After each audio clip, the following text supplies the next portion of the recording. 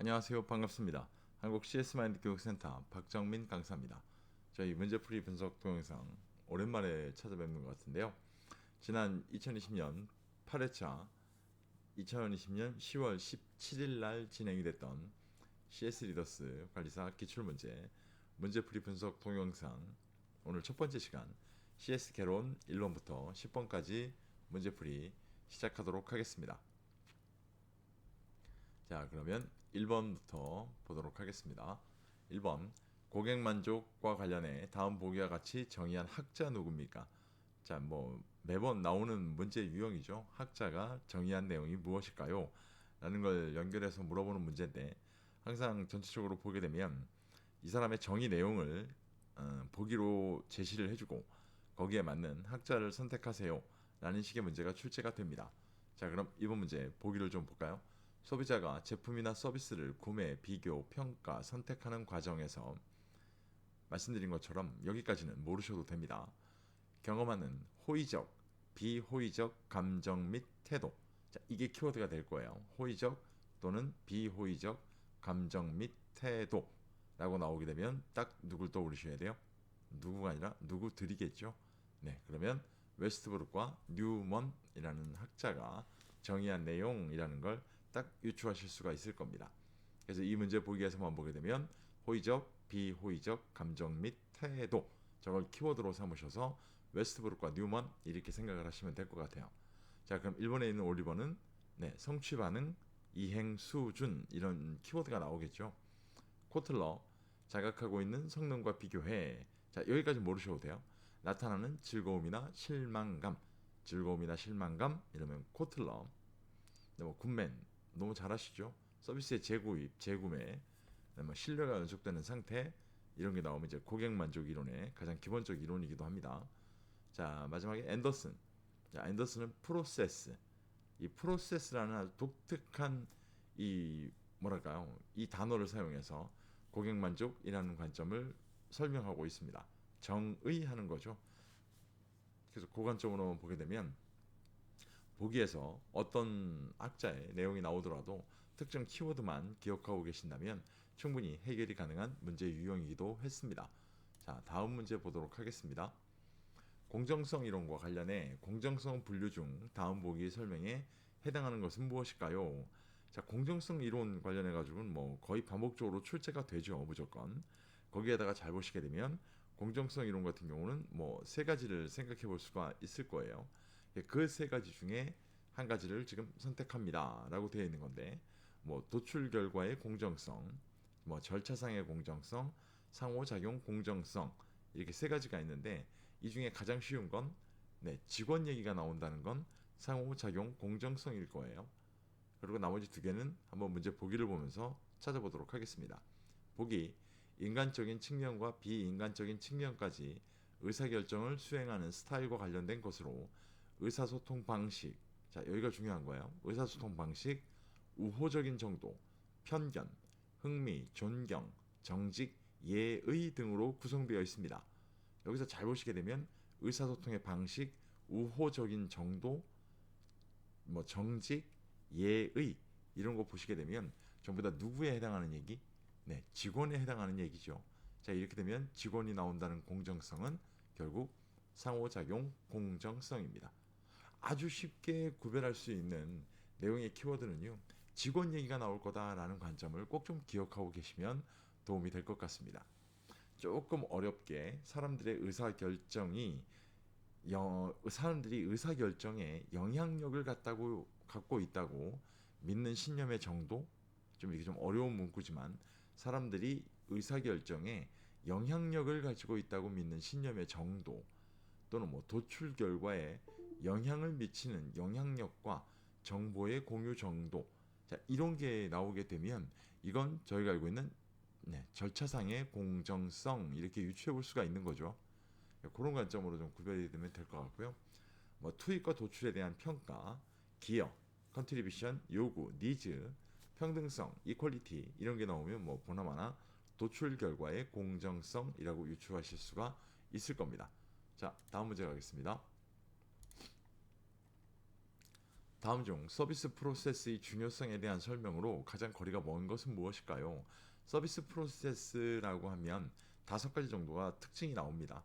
기본서에서 아마 충분히 보실 수가 있는 내용인데요. 여기서는 저희가 기본서를 다 말씀드릴 시간이 없기 때문에 일단 뭐 문제 보기를 좀 보면서 말씀을 드리겠습니다.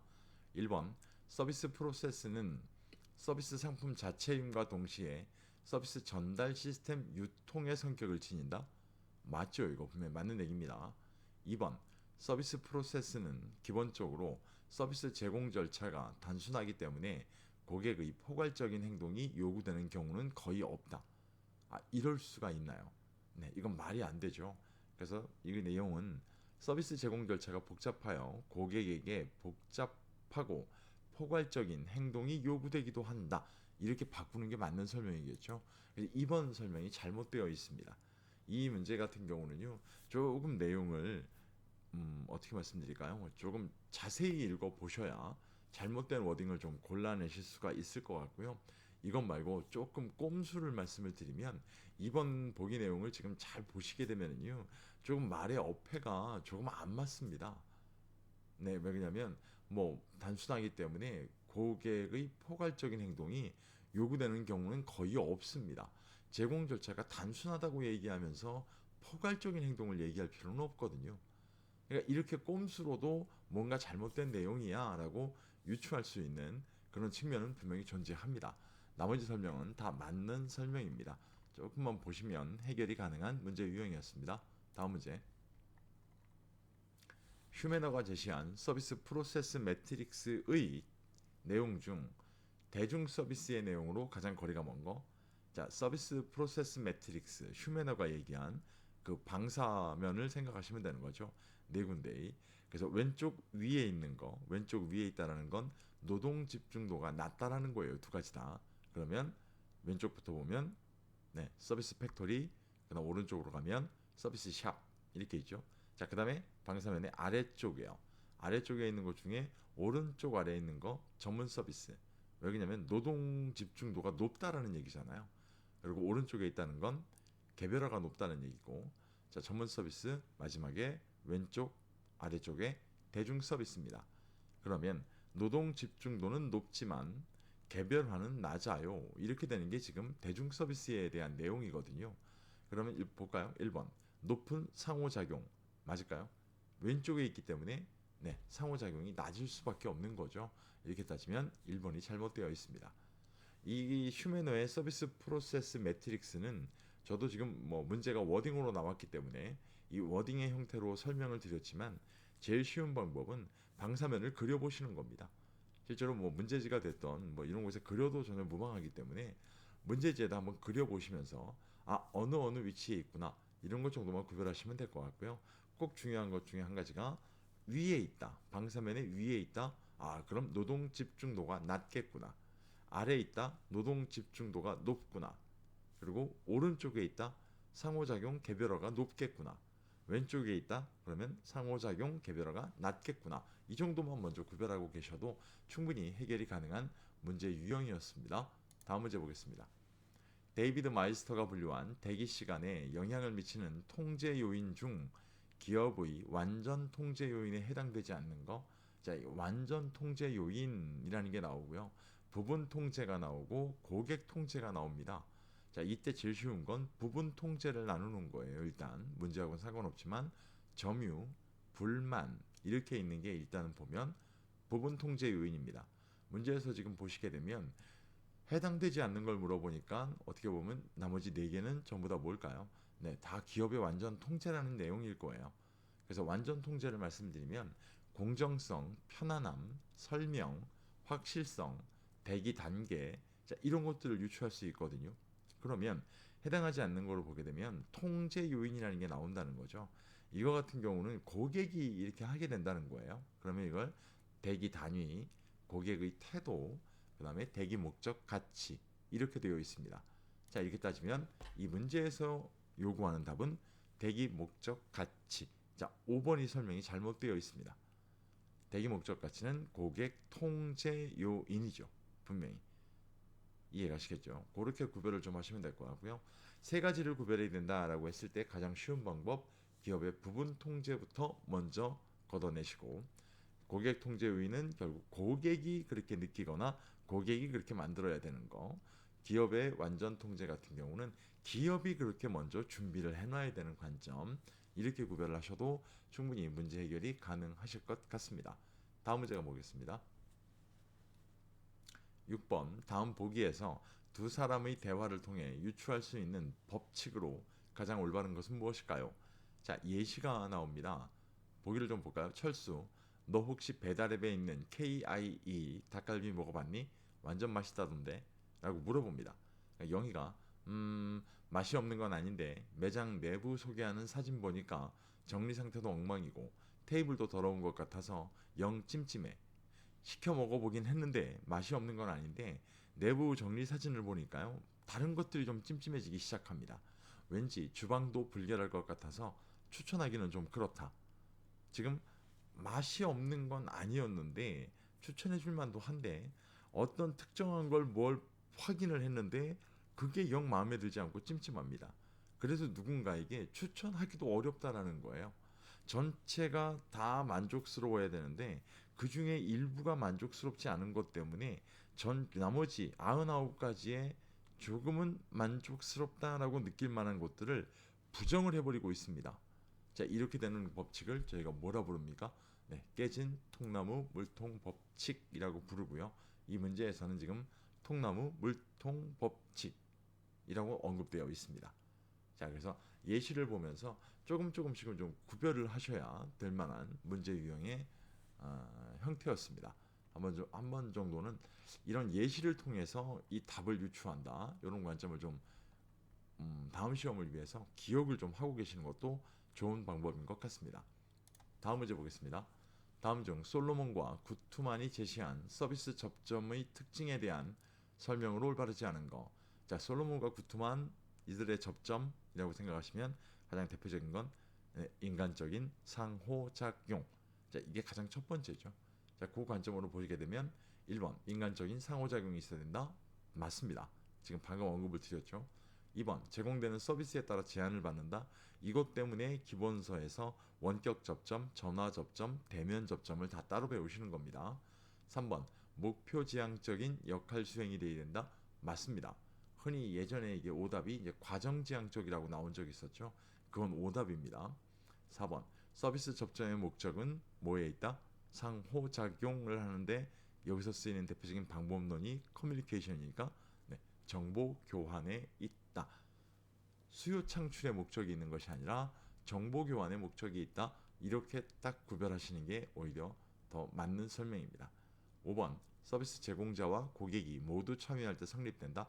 당연하죠. 상호작용을 해야 되기 때문에 조금만 뭐랄까요, 암기도 필요하겠습니다만 조금만 이해하고 계신다면 충분히 해결이 가능한 문제 유형이었습니다. 다음 문제. 다음 중 피시본 다이어그램의 작성의 단계별 흐름, 플로우라고 저희가 부르죠, 에서 가장 마지막 단계에 해당하는 것은 무엇입니까?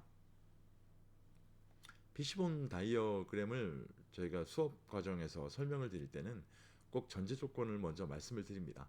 피시본 다이어그램 그러면 불만, 우리 서비스에 만족하지 않은 사람은 절대 우리 매장에 저는 어디가 불만족스러워요 라고 얘기하고 가지는 않는다는 거예요. 그냥 가버리죠. 그럼 저희는 어떻게 해야 돼요? 네, 찾아가야 돼요. 뭐 때문에 마음이 상했는지가. 이러다 보니까 첫 번째가 뭐 때문에 삐진 거지? 이게 나옵니다. 그래서 문제의 명확한 정의. 자, 그다음 두 번째 단계로 가면 어떡할까요? 일단 큰 범주를 찾아내야죠. 그래서 문제의 주요 원인 범주화. 세 번째 단계가 원래 범주화, 이렇게 덩어리를 크게 만들었다면 원래는 잘게 잘라내야 됩니다. 흔히 그래서 세부사항 검토, 뭐 세부사항 뭐 이런 것들이 나오게 되는데, 아까 전제 조건을 말씀을 드렸죠. 불만 있는 사람은 저희 매장이나 기업에 저는 어디가 불만스러워요, 이런 얘기를 하지 않는다는 게 문제예요. 이러다 보니까 3단계가 조금 생뚱맞지만 잠재 원인 브레인스토밍, 그리고 4단계가 아까 범주화를 했으니까 주요 원인 범주의 세부사항 검토. 자, 이렇게 되면 마지막 다섯 번째 단계가 어떻게 될까요? 아, 이것 때문에 여기 때문에 마음이 상하셨었나봐. 이게 되잖아요. 그래서 5단계가 근본 원인 확인이라는 게 됩니다. 예전에는 이걸 주요 원인 확인으로 했었죠. 왜냐면 두 번째, 네 번째가 다 주요 원인이 나오거든요. 그러니까 이런 관점으로도 출제가 된 적이 있습니다. 꼭 좀 기억을 해 보셔야 될 것 같습니다. 이 순서는 뭐 몇 년이 지난 지금까지도 끊임없이 출제가 되는 문제이기 때문에 꼭 한번 보셔야 되는 거고요. 이번 문제 풀이 분석 동영상에서 굉장히 좀 특이한 걸 보셨어야 되는데 지금 개론 1장의 문제만 선생님 지금 이것까지 보게 되면 어떻게 돼요? 네, 총 8문제예요. 굉장히 많은 분량이 출제가 됐습니다. 네, 기존 대비해서 그만큼 1장의 문제도 이렇게 많은 문제가 출제가 될 수 있다라는 것도 한번 보실 필요가 있을 것 같습니다. 다음 문제. 마이클 해머 교수가 제시한 3C의 내용 중 3C입니다. 커스터머, 고객 만족, 체인지, 끊임없는 혁신, 그 다음에 컴페티션, 글로벌 무한 경쟁 이렇게 나옵니다. 다음 보기의 설명에 해당하는 것은 무엇일까요? 자, 보기를 좀 볼까요? 오늘날 기업은 신속하게 변화에 적응해야 하며 유연하게 모든 방향성을 가지고 움직여야 합니다. 오늘날 기업은 신속하게 변화에 적응해야 하며 유연하게 모든 방향성을 갖고 움직여야 됩니다. 자, 여기서 잘 보시게 되면 변화라는 게 나오고요. 움직여야 된다라고 나와요. 결국 이제 변화라는 측면을 갖고 키워드를 갖고 설명하고 있거든요. 자, 이렇게 되면 세 가지 중에 아까 말씀드렸지만 끊임없는 혁신에 해당하는 체인지를 찾으시면 됩니다. 찾으실 수 있습니다. 이렇게 말씀드리려고 했는데 체인지, 끊임없는 혁신에 대한 내용입니다. 그래서 위에 보기 중에 변화에 뭐 적응 또는 움직여야 됩니다. 이런 측면으로 기억을 좀 하시면 되겠죠. 나머지 뭐 커스터머 같은 경우는 고객이 주도하는 시장이 형성되어 있습니다. 고객 중심으로 갑니다. 이런 게 나오면 이제 커스터머가 되겠죠. 그 다음에 공급자 중심에서 수요자 중심으로 좀 발음이 이상했는데 공급자 중심에서 수요자 중심으로 시장에서의 주도권이 이양되면서 고객은 과거에 비해 막강한 힘을 갖게 되었습니다. 공급자 중심에서 수요자 중심으로 고객은 과거에 비해 막강한 힘을 갖게 되었습니다. 라고 얘기가 되면 글로벌 무한 경쟁 이렇게 찾으시면 될 것 같습니다. 조금만 보시면 쉽게 해결이 가능한 문제 유형입니다. 다음 문제. 자, 이번 영상 마지막 문제네요. 다음 보기에서 총체적 고객 만족 경영 혁신. 저 앞에 이제 토탈이라는 말이 붙는 거죠.